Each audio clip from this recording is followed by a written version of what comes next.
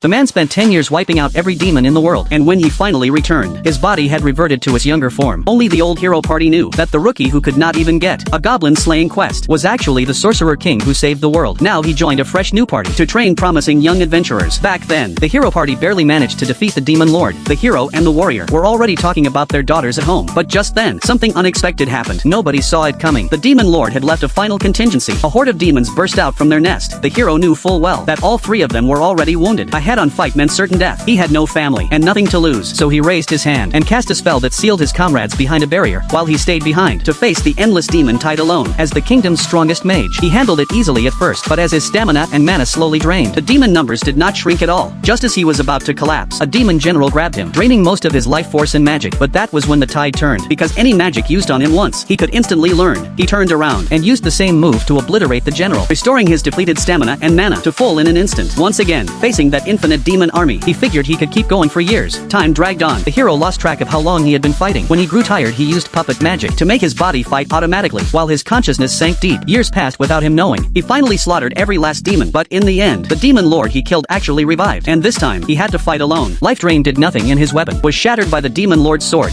but he was still a mage. With his right hand he cast the highest level prophetic magic, while his left hand simultaneously channeled life drain. The demon lord could only block one, either burned to ash, or drained of all vitality. The demon lord fell again. When the hero woke up, only the demon sword remained on the ground. He picked it up and walked away, but he failed to notice his body had turned back to its youthful state. And so, the hero carried the demon sword back to the capital. The guards saw his ragged clothes and kindly gave him a fresh outfit. Arriving at the town center, he noticed a statue of a mage in the plaza. Handsome face, noble bearing. He stopped a passerby and asked about it, only to learn that the statue was actually of him, and everyone called him the savior, a great hero. But what stunned him more was that from the day he held the rear, a full 10 years had passed. He had nothing on him, not even a form of ID. So he headed to the Adventurers Guild to re-register. But just as he walked in, a burly man came charging at him, grabbed him and pulled him into a side room. It was his old warrior comrade. He recognized the hero immediately. Word quickly reached the hero. When he arrived, his reaction was the same as the warriors. Both broke down crying with joy. Nobody ever expected. Not only was the hero alive, but even his appearance had reverted to his youth. It was only then that the hero looked at himself in a mirror for the first time and saw that overly young face. He guessed it was from absorbing the demon lord's life force. But what shocked him even more were the current positions of his old comrades.